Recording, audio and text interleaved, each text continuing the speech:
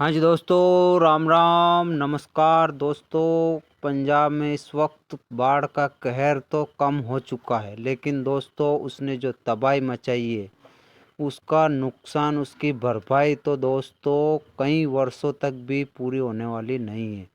जिस तरीके से पानी ने आतंक मचाया है दोस्तों, चारों तरफ किसानों की फसल को तहस नहस कर दिया है।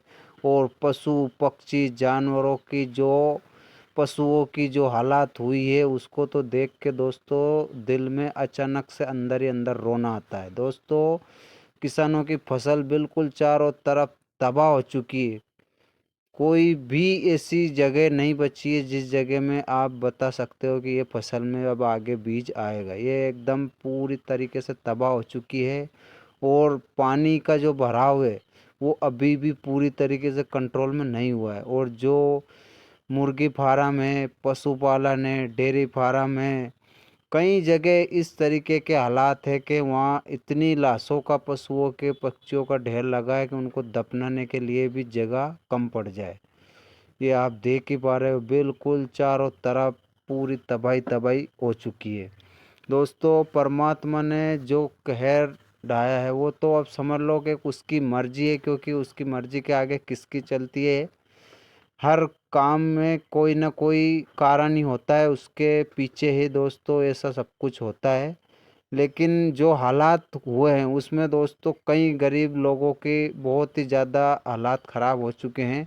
क्योंकि कईयों ने जो तो बड़ी मुश्किल से कई दिनों की मेहनत से घर बनाए थे, घर तहस नहस हो चुके हैं। अब वापस से उनको गिरा के फिर नया घर तैयार करना, या कईयों ने कई पैसे कर्ज लेकर या किसी से हाथ उधार पकड़कर या कैसे भी कमाकर अपना बिजनेस चालू किया, डेयरी फार्म चालू किया या और कोई काम चालू किया, वो भी आज के टाइम पे पूरा तहस नहस हो चुका है।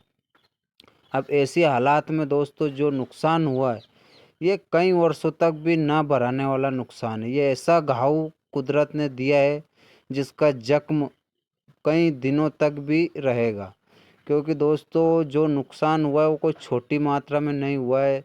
कई डेयरी फार्म तहस नहस हो चुके हैं, कई घर तहस नहस हो चुके हैं, कई किसानों की फसल तहस नहस हो चुकी है।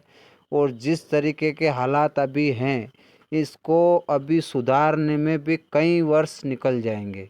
क्योंकि दोस्तों चारों तरफ तबाही तबाही देखने को मिल रही है। बिल्कुल जो किसानों के घर में अनाज रखा हुआ था वो भी बोरियों में अंदर रखा रखा भी उगाया है।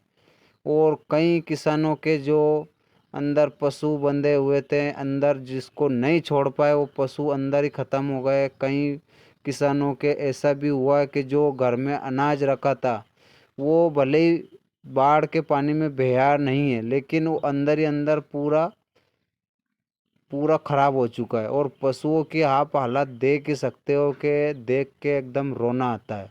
क्योंकि दोस्तों इतना पशु अपनी आंखों के सामने यदि किसी भाई के ख़त्म होते हैं तो कहीं ना कहीं बहुत ही बड़ी दुखदाई घटना होती है।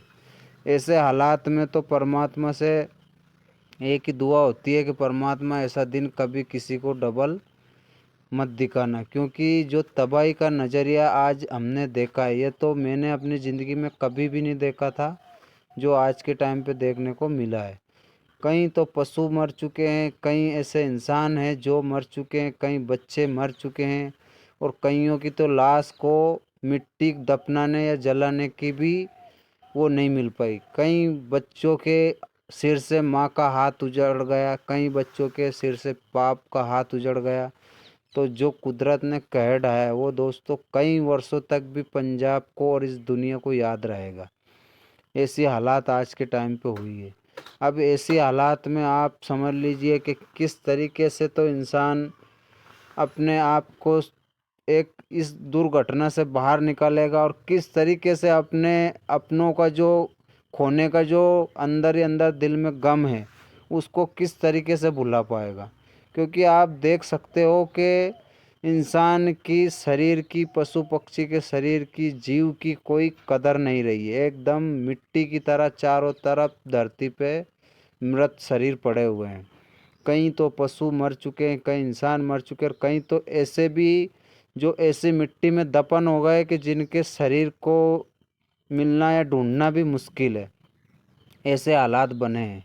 अब ऐसे हालात में दोस्तों मैं तो परमात्मा से दुआ करूंगा कि जिनके साथ ऐसा बीता है उनको भगवान ऐसी घड़ी में, दुखदाई घड़ी में, उनको अपने आप में एक आत्मविश्वास जगाए, क्योंकि दोस्तों परमात्मा की मर्जी के आगे तो किसी की भी नहीं चलती है। अब जो कुछ हो चुका है वो तो हो चुका है, उसमें तो कोई सुधार नहीं हो सकता। लेकिन अब आगे अपने जीवन को सभी की सहायता से और अपने आप के आत्मबल से शुरुआत करें और आगे बढ़े, क्योंकि दोस्तों जो घटना हो चुकी है उसमें अभी कोई सुधार नहीं हो सकता। तो जय जवान